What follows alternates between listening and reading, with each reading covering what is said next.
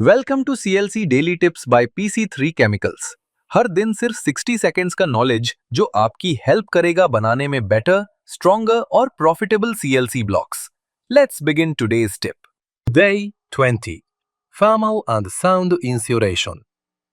आज का CLC tip है थर्मल और साउंड इंसुलेशन के बारे में।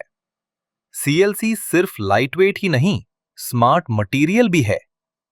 इसके अंदर जो एयर बबल्स होते हैं वो नेचुरली थर्मल इंसुलेशन और साउंड प्रूफिंग प्रोवाइड करते हैं।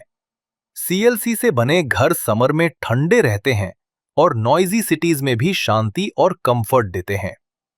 इसीलिए आर्किटेक्ट्स और इंजीनियर्स आज सस्टेनेबल और एनर्जी एफिशिएंट बिल्डिंग्स के लिए CLC को प्रेफर करते हैं। तो दोस्तों, आज का CLC टिप बस इतना ही।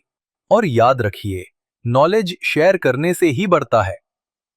फॉलो कीजिए हमें रोज for CLC manufacturing tips and success secrets.